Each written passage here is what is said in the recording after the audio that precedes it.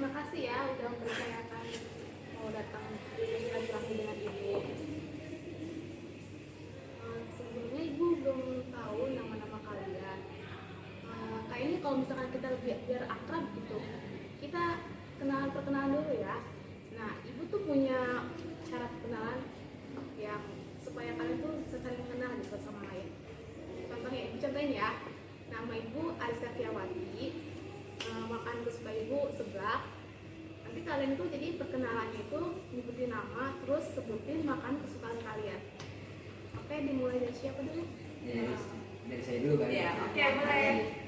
Ya ibu, saya akan memperkenalkan diri. Nama saya Muhammad Jalani, makanan kesukaan saya cireng.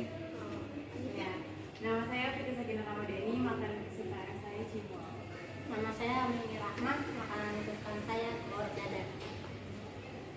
Nah, jadi kalian udah pada saling kenal gitu kan ya. Nanti kalau misalkan mau jadi mau kenalan sama Fitri lebih dekat, tinggal bawa makan portrait aja.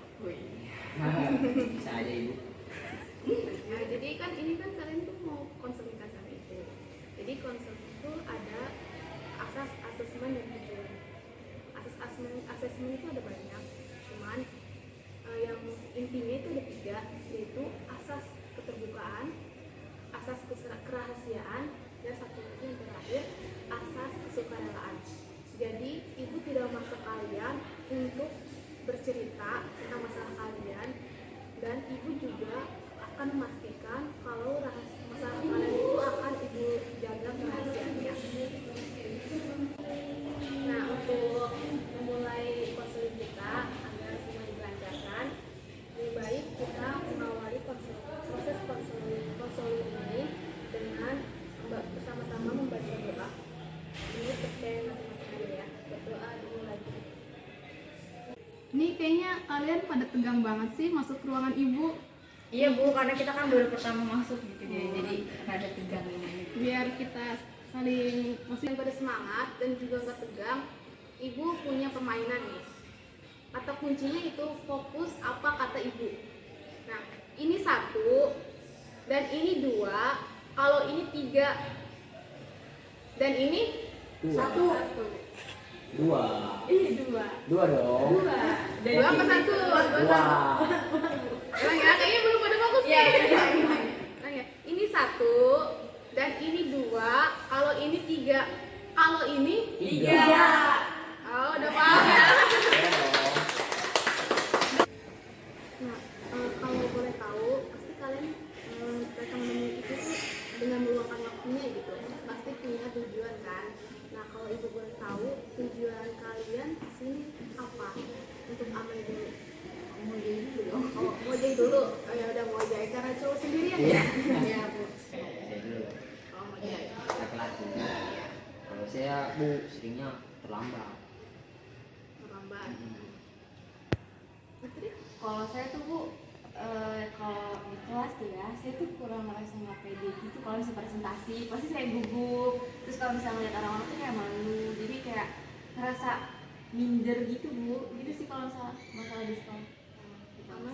Kalau saya sih Bu nggak bisa tepat waktu ya dalam belajar tuh, itu lebih luas sih maksudnya kayak yang lain-lain juga. Pokoknya ini nggak bisa tepat waktu aja Bu. Oh iya.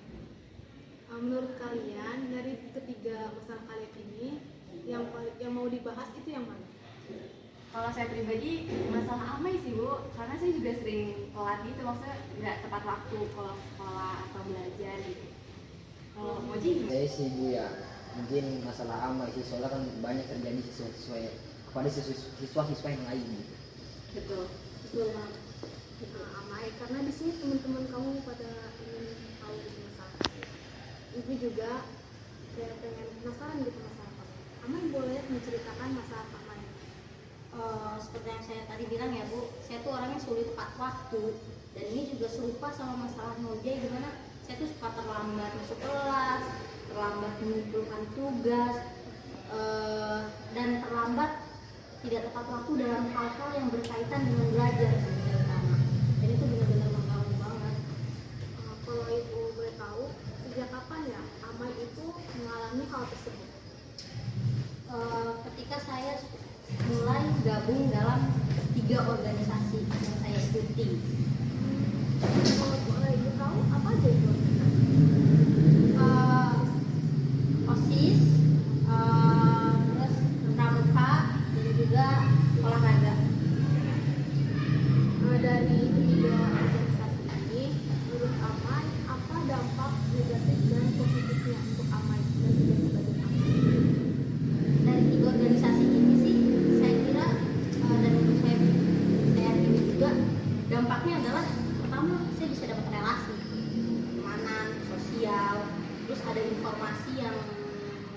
tidak bisa saya dapatkan dari teman-teman lain, relasi informasi. Walaupun memang ketika mengikuti 3 organisasi ini saya merasakan tidak dapat manajemen waktu dengan baik yang berdampak pada belajar saya. Dari cerita Amai ini, Ibu dapat simpulkan letak pada disiplin dalam belajar. Belajar itu kan kewajiban ya bagi setiap individu untuk meningkatkan kualitas diri. Nah, sedangkan disiplin belajar adalah jadi kita tuh kepatuhan terhadap suatu hal yang sudah ada dalam aturan. Nah, disiplin sendiri terbagi menjadi 3. Yang pertama disiplin diri, yang kedua disiplin sosial, dan yang ketiga disiplin nasional. Dan Amai itu termasuk dalam kesulitan dalam masalah disiplin diri. Nah, ada beberapa faktor yang menyebabkan kurangnya disiplin dalam belajar. Dan yang paling penting itu dan yang berkaitan dengan masalah Amai adalah faktor kemampuan. Nah, di sini Amai itu mengalami tidak mampu dalam manajemen waktu dengan baik. Jadi Amai itu terlalu fokus sama kegiatan di luar belajarnya. Nah, jadi kalau misalkan gimana sih caranya untuk mengatasi masalah ini?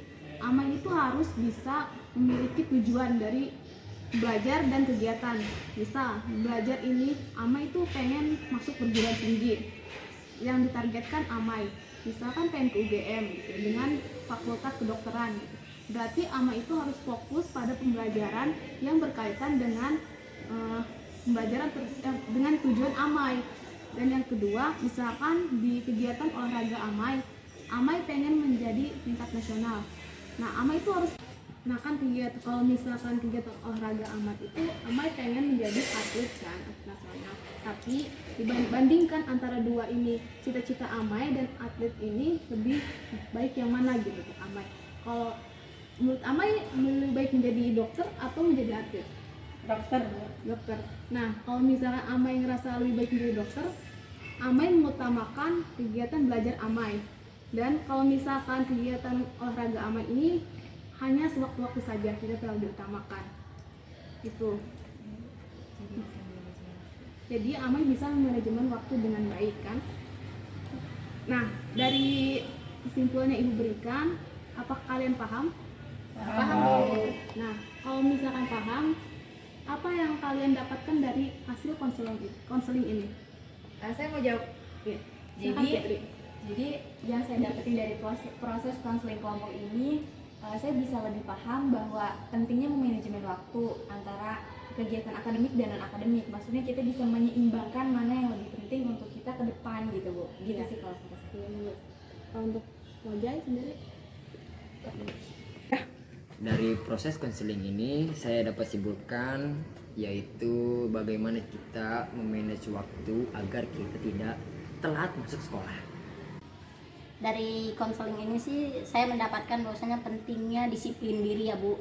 Karena dengan mendisiplinkan diri kita juga dapat memanajemen waktu. Mungkin itu aja sih Bu. Oke, karena waktunya juga sudah habis ya, kalian juga harus balik ke kelas lagi. Ibu cukupkan saja. Kalau misalkan kalian merasa ada yang dibutuhkan dalam konseling, ingin melakukan konseling lagi, kalian bisa menghubungi Ibu untuk melakukan jadwalan kembali. Terima kasih ya sudah berkunjung di ruangan Ibu. Sama-sama Ibu, terima kasih kembali. Semoga kita bisa ketemu lagi. Iya. Cuma kalian nggak kapok ya. Gimana ruang BK asik kan? Asik banget pokoknya. Semangat ya, semangat Iya. belajarnya ya. Ya udah kalau gitu kita balik ke kelas. Assalamualaikum Bu. Waalaikumsalam. Pamit ya Bu. Ya.